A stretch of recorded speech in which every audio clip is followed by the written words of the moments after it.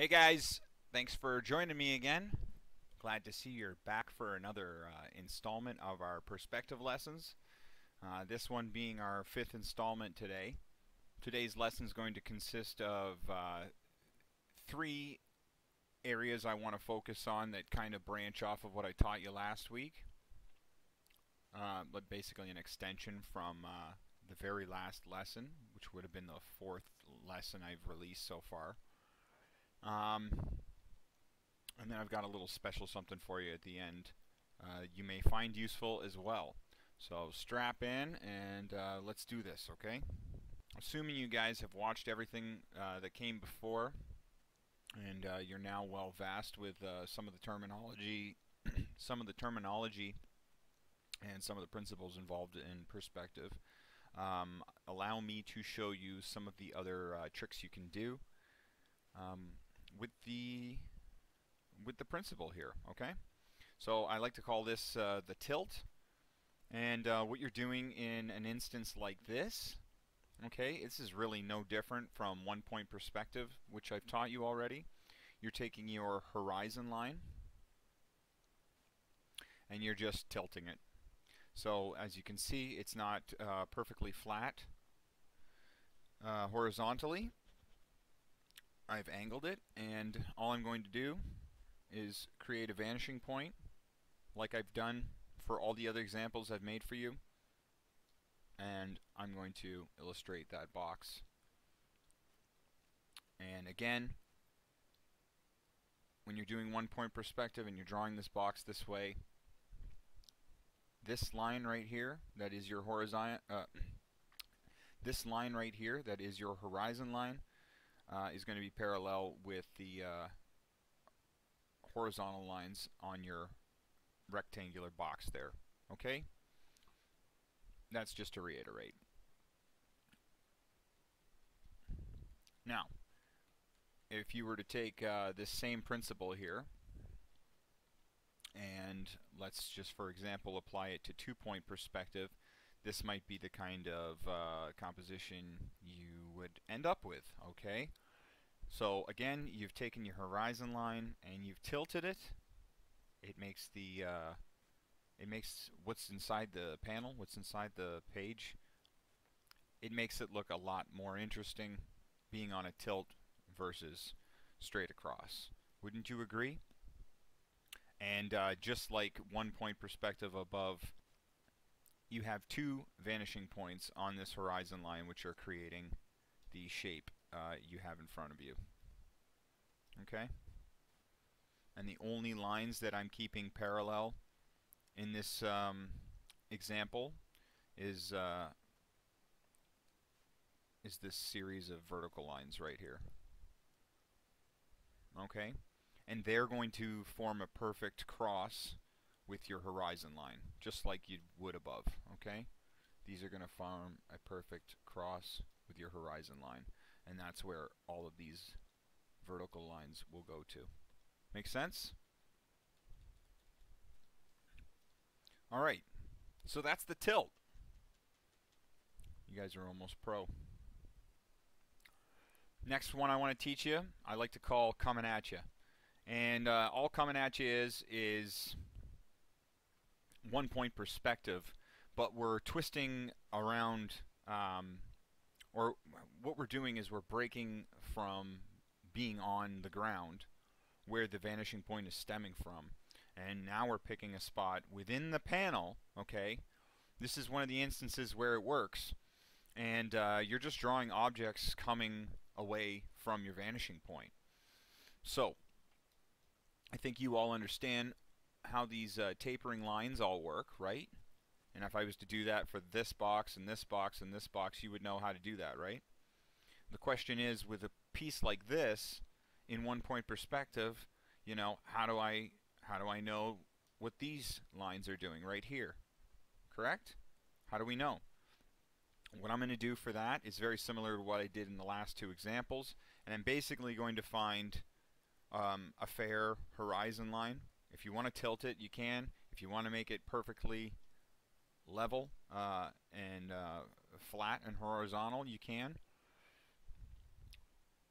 in this case, I did it on an angle just to kind of fit the first part of the lesson. And this would be my would-be horizon line, and through it you would draw so a 90-degree angle is formed in all four corners. So you have a cross, and then that is what you'll actually add those horizontal lines up to, or vertical, depending on, you know, what you're making the focus. What you're making the focus on. These lines right here. These lines are parallel with this. These lines are parallel with this. Okay. Those lines parallel with this one. These lines right here parallel with this one. Okay. And I'll elaborate on everything that I've taught you in the prior lessons and these in time. For now, we're using the rectangles because it really gets the idea across, and from there you can pretty much create anything you want, like I've told you before. Okay, we're at almost 7 minutes here. The third thing I wanted to show you today, another variation in perspective, I like to call the extras. So what you're doing in a scenario like this is virtually no different than what we've been doing before, and I'm using three-point perspective as more of a difficult example, but I think you all can handle it. I have that much faith in you, okay? So what's going on here? We have a horizon line there in the background, correct? That's a horizon line. And it's on a tilt, just like our other three examples, okay? I'm drawing 1 point, 2 point, and a third point down off the page, okay? And those 3 points are going to give me construction on this box right here in the foreground, the one with the black outline, okay? And that I'm stemming all of my perspective from those 3 points. And you all remember how to do that in three-point perspective. So what makes this box in behind so special, right? This red box in behind. What's so different about it? Very slight difference, okay?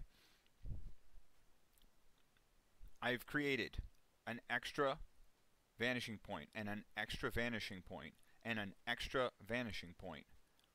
However, all three vanishing points stem from what? The same horizon line, okay? That hasn't changed. Keep that in mind. So, now that I have a new point, and a new point, and a new point, and just to digress very quickly, my third point, which is off of the panel at the bottom, it is smack dab in the center of these 2 points, 1 and 2. Just like I taught you last week, okay? And if you're to take these points now and draw them up to my red box, you'll see that they all follow the perspective of it. Okay? And what does that mean? Well, what I've illustrated for you here, what I'm trying to show you here, is simply that you have, and let me just throw this away here. You have this red box in the background, and it and the black box in the foreground are both in perspective, in proper perspective with one another, okay? However, they're both taking from different spots on your grid. And how you're able to create that illusion is by drawing your secondary items or your secondary objects or whatever to other vanishing points that fall in perspective and fall on the horizon line that you've set initially, okay? I'm going to give more examples of this in time, and I'll show you how you can really twist things up. A quick example would be if you're looking down at a city and you're drawing a city and you need to shift buildings, you know, so that they don't look like they're all falling into the exact same perspective. Trust me, if you do that, it's your composition, your artwork, everything's going to start to look stiff.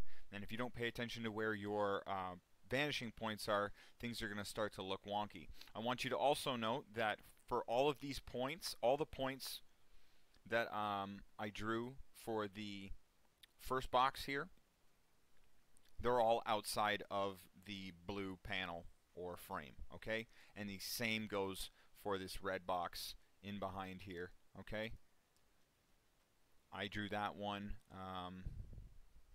with its vanishing points outside of the panel. Again, I'm just reiterating this because of how much I mentioned it in the prior videos, in the prior lessons. All you're doing is giving your shapes more of a natural fit within your 3D space that you're providing yourself, okay? Alright, we're almost done here. Here comes the last part of the lesson. This is my little treat to you. I hope you find it useful, and I'll try to make this a 2-minute little segment. So, this last segment tonight I like to call X marks the spot. Now, this isn't necessarily a perspective tool or principle to follow. However, you're going to get to a point when you're building objects in your worlds, okay? And you're going to need to know certain things, like where the center of those objects are. Well, here's one way to find out using rectangular and square surfaces, okay? You're simply going to find your shape, right? And once you've found it, whether, like I said, rectangle or a square, you're going to draw an X right through it that goes directly to those corners, okay? You want that to be as tight as possible, because what the X gives you is the center of your shape, okay? And I will elaborate in further videos how useful this little trick is. But by finding out the center of your shape here, you are now going to be able to dictate where certain details can go. And if they are details that are, you know, let's say they have some geometry to them, or precision as far as the distance between the wall, the edge of the structure and the inside of the structure. For example, if we're going to just do a doorway, right? If I'm doing it on this flat front side of the rectangle here, I know that if I bring those points down, from what I made right there, that door is pretty well dead center, as it's going to be on that side of my shape there, okay? If that's a house, that's where the door is going to be dead center. It's going to be there. Now, how do I want to determine that exact same thing from the other side? This side, right? Because this side is receding, and this side is closest to me, so this side is smaller, right? So how do I draw that in there? How do I find out where it is accurately? Well, it's really no harder than extending this line at the top of your would-be door and finding that point on the corner here and dragging it back to your vanishing point. And now, with the X in that space you've provided, you can draw down some lines. And you know from this little equation here that the space between here and here and here and here is the same, even though if I was to take, let's say, it's my marquee tool. Anyways, look, if you look at my shape tool here, you can see the Jesus. You can see the gap from point to point there, which is much smaller than the area right here. Does that make sense? Let me zoom in a little so I can show that to you. So the area between the furthest edge of the box and the beginning of my door versus the same area of space on the opposite side of the doorway. Okay? But by using this equation, like I said, you have it pretty well. You have a pretty exact indication of where that door is going to be as it recedes in space. Okay, so keep all these 4 little things in mind. X marks the spot, the tilts coming at you, and the extras. Okay, hopefully this is all helpful. Like I said, I'm just going with the rectangular boxes right now as our examples. The more time you spend with the really simple stuff and actually understanding the fundamentals of perspective, how it all works together, it'll make for the harder stuff you're going to do later on. It'll make that more fun. So you won't be fussing over, well, why there is no perspective in your pieces. You can get that out of the way. It'll become part of your repertoire. It'll become part of how you design. You'll just add it in there. Anyways, I don't want to rant too much. I hope this video made a lot of sense to you, and I hope you took something from it. Be sure to subscribe. Be sure to like and comment, because I want to know if I'm making an impact, and I want to know what you would like to see on this channel too.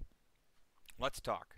I'm a really open guy. You can catch me on my Twitch channel 3 days a week. I'm on Monday, Wednesday, and Friday. The times and schedule are up on my Twitch account there. I'm also on Instagram and YouTube and Reddit.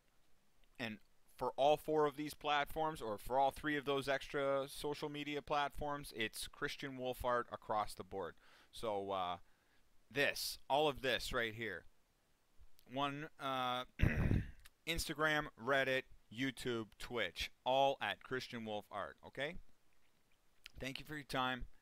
Be well. I'll catch you again soon. Thanks.